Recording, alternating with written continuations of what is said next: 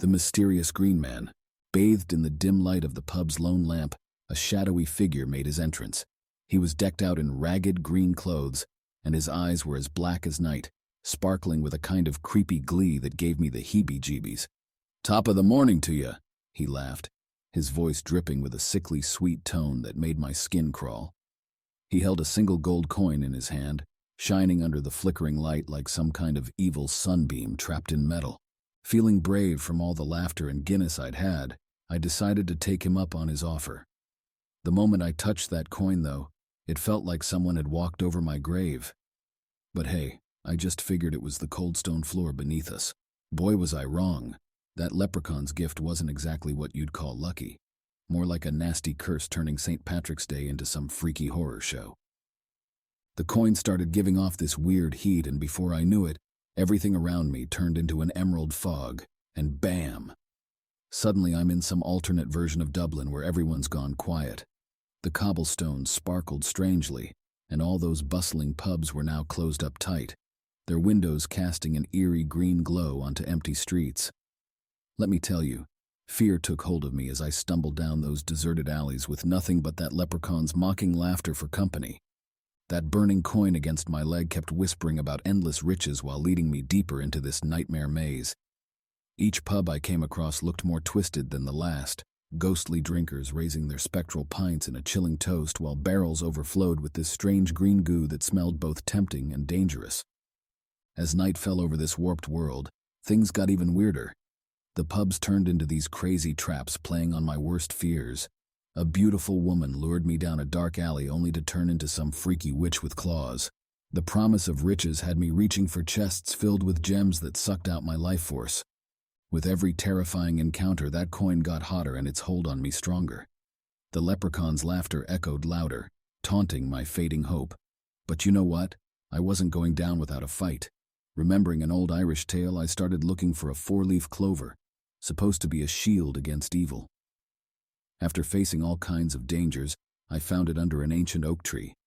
Holding onto that clover while the coin burned like hellfire in my pocket, I felt this rush of energy. Then everything went quiet. The nightmare ended and suddenly I was back in the pub. No sign of the leprechaun or his cursed coin. The faint sounds of celebration were almost comforting after all that. But then came the kicker.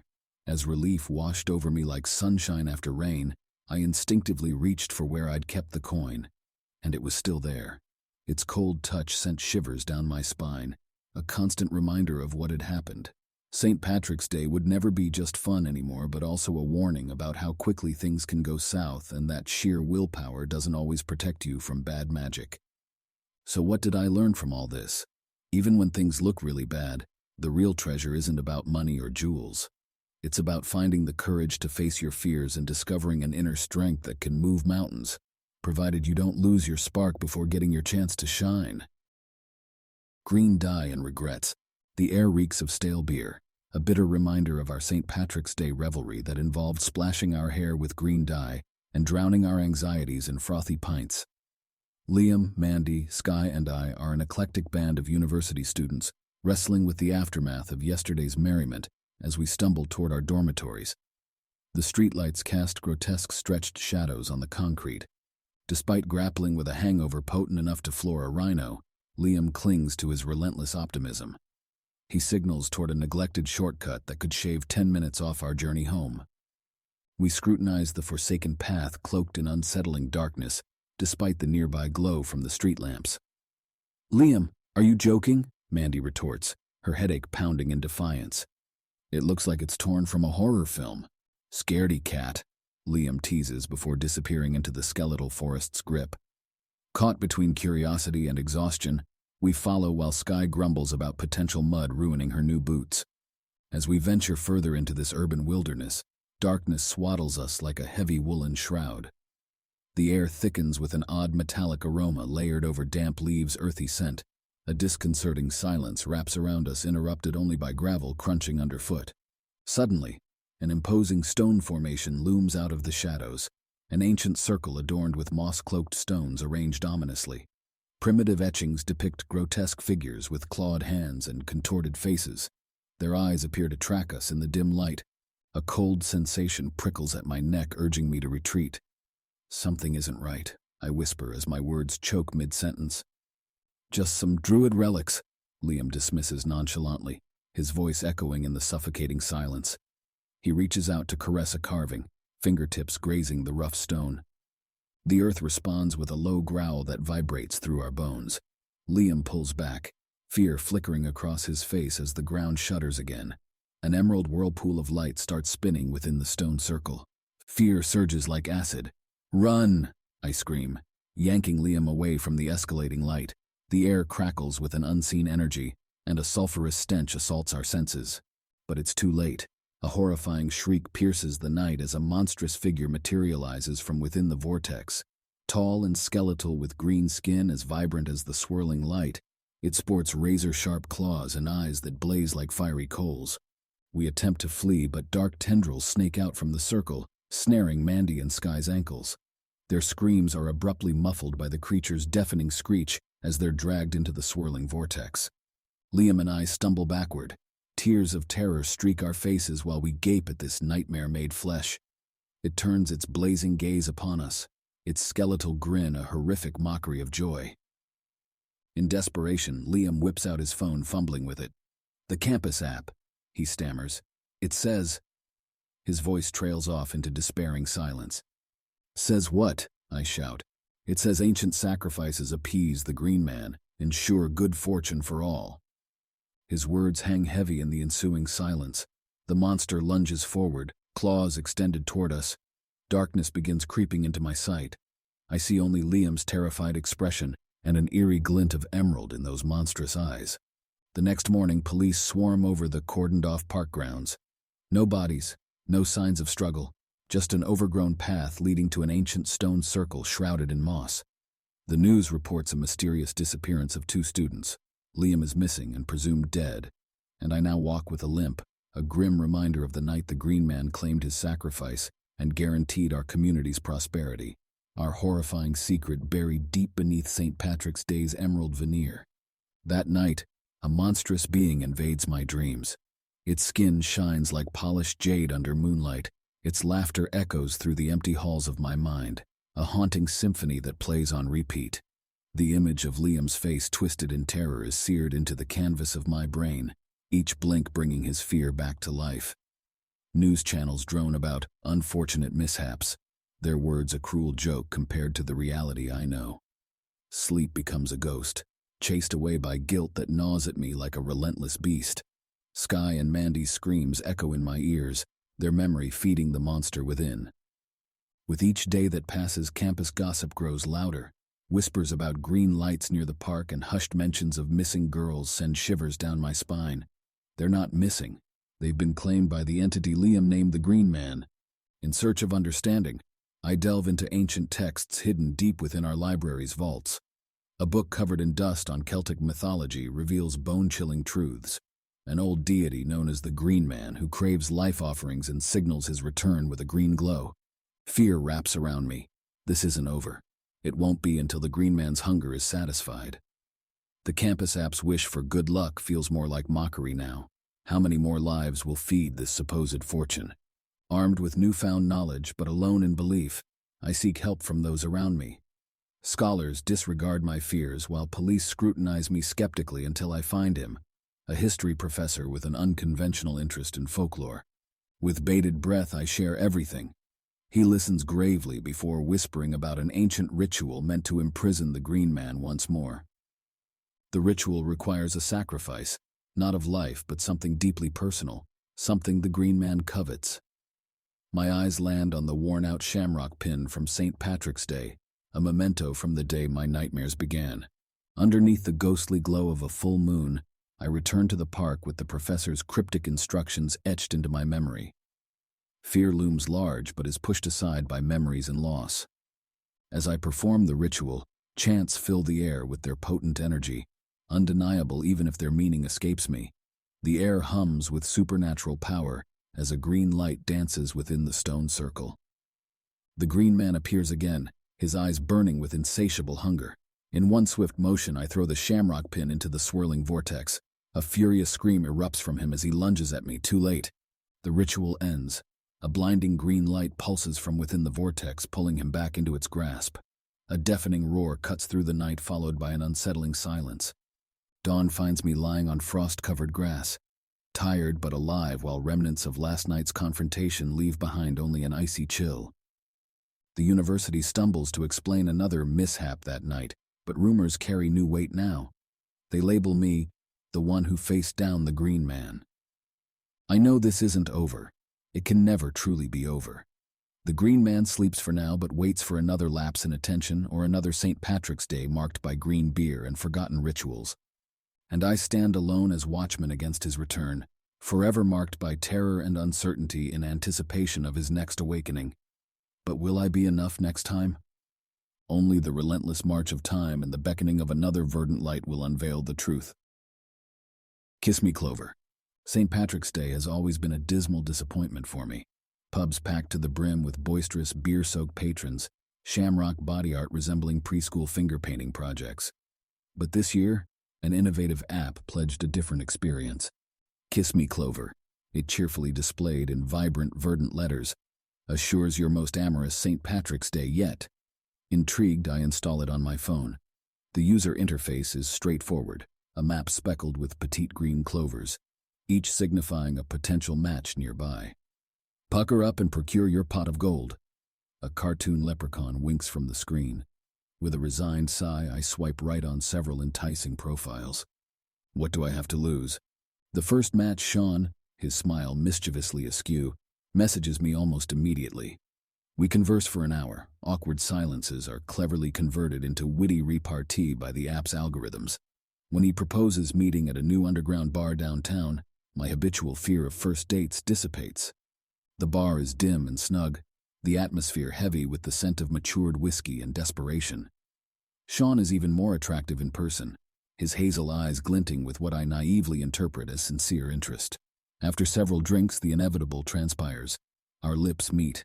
A strange sensation spreads across my skin, part euphoria, part disgust.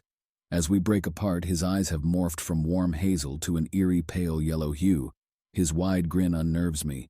Instead of warmth radiating from him during our kiss, there is only coldness. Fear surges through me as he reaches out again. I recoil sharply and knock over a glass as I retreat hastily. His smile fades into a flicker of confusion. "What's wrong?" he slurs, his voice now deeper, grating. "You've changed," I stutter, my heart pounding against my ribcage. His yellow eyes gleam with an unsettling hunger as he stares at me. Suddenly, his hand shoots out and grabs my wrist with a strength that belies his slender build. Terror fuels me. I shove him away and scramble out of the bar, the startled cries of other patrons fading behind me as I flee. Back in my apartment, I bolt the door. Cold sweat drenches my skin. The app that had been glowing on my phone screen is now dark. A news notification on my laptop catches my attention. Sudden outbreak of pale skin conditions reported after St. Patrick's Day festivities. Medical experts baffled. Social media clicks confirm my worst fears. Images of people with ghostly pallor and disturbing yellow eyes are flooding platforms. Captions speak of sudden, unquenchable affection following the use of the Kiss Me Clover app. My encounter with Sean flashes before me. The remembrance of his clammy touch sends shivers down my spine. This isn't a mere disease. It's something far more sinister. The pot of gold Kiss Me Clover promised isn't love, but a parasitic entity spread through kisses, transforming victims into pale, shamrock-obsessed beings with an insatiable craving for affection.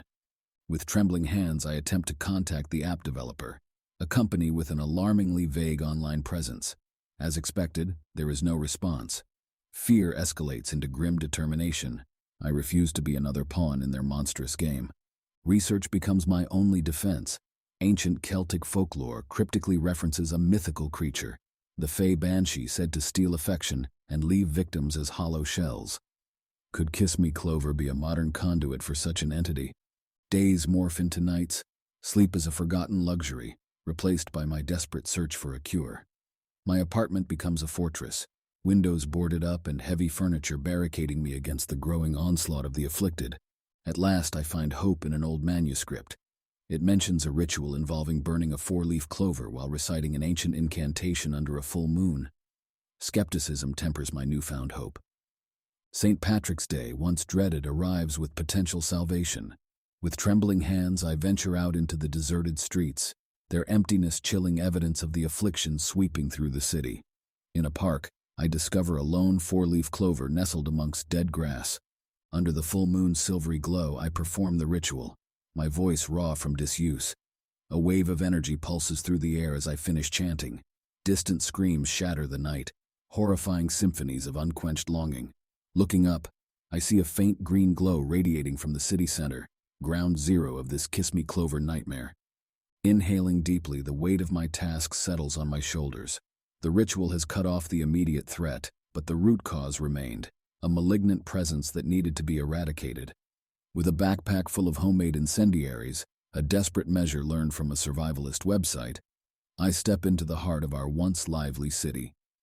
The bustling streets now lay desolate, echoing with an eerie silence. Gaunt figures stagger aimlessly, their sickly yellow eyes scouring for prey. Their moans resound through the empty roads, a haunting melody of misplaced affection, each stolen kiss forging another link in a horrifying chain.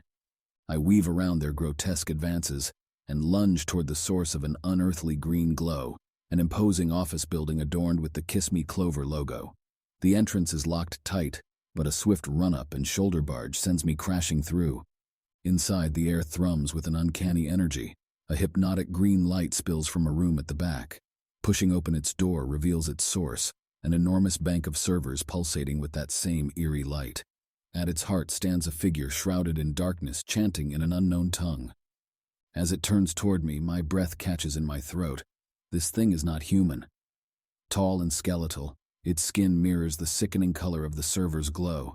Its fluorescent yellow eyes bore into mine, and it flashes me a grin that chills me to my core. The Fey Banshee. Our gazes lock, and for one terrifying moment, I feel myself drowning in loneliness and longing for affection so intense it threatens to consume me whole. I fight against these emotions and hurl one of my Molotov cocktails at the servers, which erupt into flames instantly. The creature lets out a blood-curdling screech. The room pulses with an unearthly green light.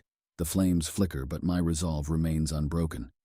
I know too well that failure would mean not just the city, but potentially the world falling prey to this monstrous parody of love. Another incendiary arcs through the air, then another and another. Soon the room is an inferno, slowly dulling as the servers melt under the intense heat. The creature thrashes about, its screams echoing with a chilling finality. Staggering from the building as it burns behind me, I collapse onto the pavement outside, tasting ash in my mouth. The city is still in chaos, but something has shifted. The pale figures wander now, their yellow eyes dimmed with confusion. Their initial hunger seems to have faded. The authorities arrive soon after, perplexed by both the burning building and the horde of silent pale people wandering around. The Kiss Me Clover app mysteriously disappears from all devices while its servers are reduced to molten slag. The news reports label it as mass hysteria, a story that satisfies public curiosity for now. But I know better. We've only won a battle against this Fey Banshee, not the war. Its scars remain: boarded-up windows, deserted streets, and haunting memories of when love became a weapon of horror. I emerge from this ordeal as an unexpected hero, a survivor with an immunity no one understands, a silent sentinel forever on guard against any potential return of this monstrous entity and its seductive call of parasitic affection. Yet in our city's aftermath following that terrifying St. Patrick's Day incident, one thing becomes horrifyingly clear. Our greatest threat doesn't hide in shadows, but rather lurks within twisted promises whispered by seemingly harmless apps. Dublin's dark heart. Dublin dances in an emerald embrace, its cobblestone arteries gleaming with the kiss of rain. The inviting glow from countless pubs paints a warm picture against the night, their window signs proudly declaring, Craig agus Seol, good times and music. As 6 American sightseers were buzzing with anticipation to plunge into the core of a true Irish jubilee. A pub crawl offers us the authentic St. Patrick's Day experience we crave. Traditional tunes, friendly faces, and endless rivers of Guinness. Our first stop is a riotous rendezvous. Laughter rings out like bells over the twangy harmony of fiddles and bodhran's rhythmic beat. We toast our glasses with merry locals, trading clumsy attempts at Gaelic greetings. The barman, lean as a reed but sparkling with mischief, enchants us with tales of leprechauns and banshees, his rich brogue painting vivid pictures in our minds. The second pub raises the stakes. Light-hearted chatter transforms into rowdy games, potato hurling into buckets, pint balancing on heads, boisterous renditions of Molly Malone. Beer flows like waterfalls, untying tongues and amplifying festive fervor. But beneath it all lurks a sinister undercurrent. Playful shoves grow more forceful. Laughter acquires a manic undertone, while once lively songs morph into ominous chants. A knot of unease forms in my belly as I lock eyes with a fiery-haired woman whose gaze sparkles unnervingly. She challenges me to an arm wrestle. Her grip is fierce enough to make me wince. When I win, she slams her fist on the table, her face twisted between fury and thrill. The next pub stands in stark contrast, dimly lit and heavy with stale beer's aroma laced with an unfamiliar metallic tang. Hushed whispers replace the earlier mirth, spreading through the crowd like a chilling rumor. Patrons gather around a worn table, their faces ghostly in the candle's flickering light. They chant in an unrecognizable language, eyes fixed on a crudely carved symbol on the table. Panic grips me as I realize this isn't just a pub crawl anymore. It feels like we've stumbled into a pagan ritual. We try to escape, but the barman blocks our way with an eerie grin. "More crack, lads," he growls, his voice low and threatening. Fear fuels us as we push past him and sprint through the labyrinthine streets of Dublin, now far less charming and menacing. The mob's chants echo behind us as we duck into an alley only to have Michael snatched away by unseen hands. We find ourselves in a courtyard dominated by an ancient church, our sanctuary. We scramble through a broken window, hiding behind an overturned altar, where only our hammering hearts dare break the silence. A scream shatters the quiet. Sarah points at the stained glass window where distorted images cast monstrous shadows on the stone floor. Figures materialize from darkness, clawed hands and feral eyes gleaming ominously under flickering light. The door creaks open, revealing a skeletal figure draped in tattered robes, its irisless eyes glowing with green light. It speaks in that same guttural tongue, sending chills down my spine. In desperation, I hurl a heavy candlestick at it only to be slammed against the wall by an unseen force, while more figures emerge from shadows closing in on us. It dawns on me then. This isn't twisted revelry, it's ritualistic sacrifice. The pub crawl, games, chants, all part of an elaborate trap for unsuspecting tourists like us. There is no escape. We're destined to die as offerings to some forgotten deity, fueling the craic of a city built on ancient bones. Then, a desperate idea sparks in my mind.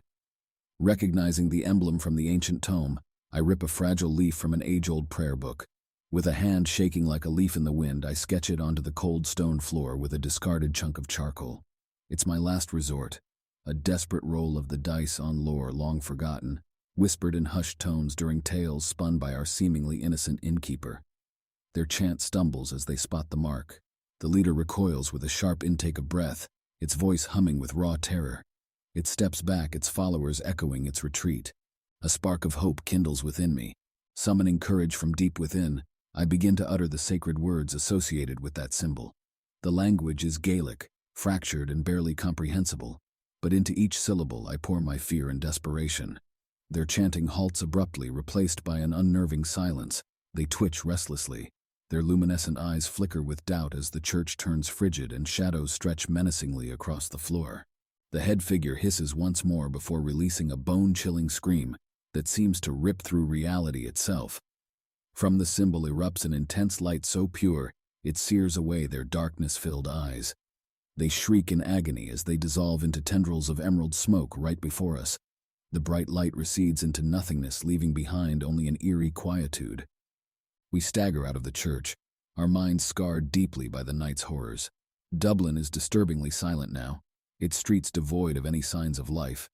Dawn breaks over the city, painting streaks of pink and orange across the sky. The authorities discover us huddled together in the churchyard, our clothes ripped apart and faces etched with horror-stricken expressions.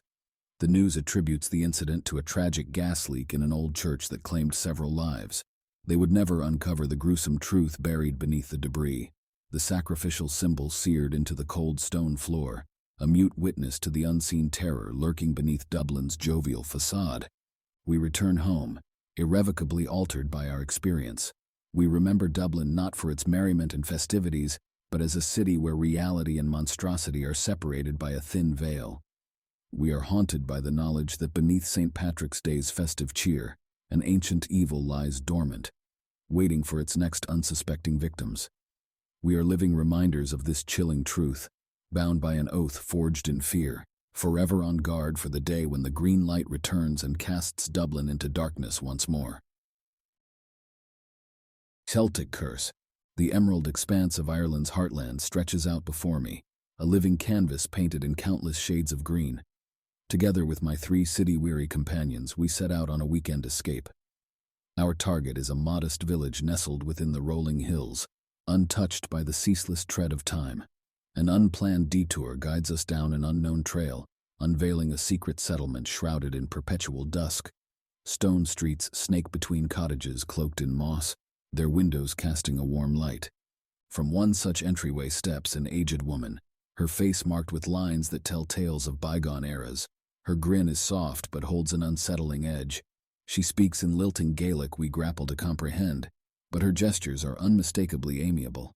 Emerging from the adjacent pub is the village elder, his beard cascading like liquid silver, conveying English through a dense accent. His greeting bubbles over with warmth, and he ushers us into the pub for a celebratory feast. Inside its confines, the pub pulses with life as villagers of all ages lift their mugs brimming with dark beer to salute our arrival. The air hangs heavy with the smell of burning logs and an unidentifiable herbal aroma that tugs at recollection, yet remains distinctly alien. Our main course lands, a hearty stew tinted bright green. With a dramatic flourish, the elder discloses it's crafted from rare 4-leaf clovers, local treats thought to grant good luck to those who eat them. Hunger overpowers doubt. We dive in to discover it surprisingly tasty with faint hints of mint. The combination of warm beer and filling stew chases away any residual cold from our travel, as laughter echoes around and tales are shared freely. But as fire sparks fly and darkness deepens, an unsettling change envelops us. Janie, typically a dynamo of energy, falls silent, her eyes wide and vacant. Mark, usually relaxed, starts to chatter about unseen forms flickering at the edge of his sight. Fear slinks in like a phantom in the dark. Jovial conversation fades into muted whispers as vivid nightmares start to plague us. Janie screams in horror, her hands thrashing through the air as she describes a squirming mass of shadowy figures with glowing red eyes. Then arrives the craving, an itch that begins subtly but rapidly intensifies into an urgent longing for more 4-leaf clovers, the stew's potent ingredient. Dawn streaks the sky with shades of tangerine and pink, while villagers encourage us to rest. Yet sleep evades us. Driven by an unquenchable hunger, we scour nearby fields for elusive 4-leaf clovers. The once tranquil landscape warps into something menacing. Every rustle morphs into potential danger. Every shadow turns into lurking monsters born from our paranoia. Days merge into nights while camaraderie succumbs to suspicion, as we scratch at earth and grass in search of the green charm. The villagers watch with chilly indifference as their initial warmth hardens into icy disregard. The elder speaks cryptically about the gift of the clover and its demanding price. One evening, steeped in twilight, reveals a hidden glade where a lone 4-leaf clover thrives under dimming light. A fight breaks out amidst desperate cries until Janie snatches it victoriously, momentarily replacing her fear with triumph. Suddenly, she undergoes a terrifying transformation. Her skin turns an unnatural shade of green while her eyes bulge outwards, reflecting the vibrant color of the clover. She lunges at us with beastly strength, but Ian reacts instinctively with a hefty stone that silences her chilling screams, leaving only an eerie silence in its wake. In the glade, an unnatural quiet descends. Our actions shroud us in a chilling pall. Ian's face is ghostly pale, stained with tear tracks as he releases his grip on the stone. We draw together, fear and despair knotting in our throats like a noose. An icy voice pierces the silence from behind, devoid of any hint of warmth. "Such waste," mutters the elder, his eyes ablaze with that same emerald fire that claimed Janie. A clover squandered. He hobbles toward the fallen clover, his twisted fingers outstretched. As he touches it, a burst of green light explodes outward, bathing the glade in its eerie glow. The villagers advance, their faces hideously transformed into masks of joy. We shrink back in terror as reality shreds our last vestiges of hope. This place is not a charming village. It's a trap. The villagers are no longer human but insatiable beings sustained by the clover's gift, existing solely to lure unsuspecting travelers and force-feed them clovers to prolong their distorted existence. The elder's haunting words reverberate in our minds as he lunges at us with claws exposed. There are more fortunes for you all to share. Fear propels us as we sprint through twilight shadows, the panicked cries from the villagers resonating behind us. Thorns rip at our clothes, branches whip against our faces, yet we dare not pause our desperate escape until we collapse back onto the path that led us into the nightmare.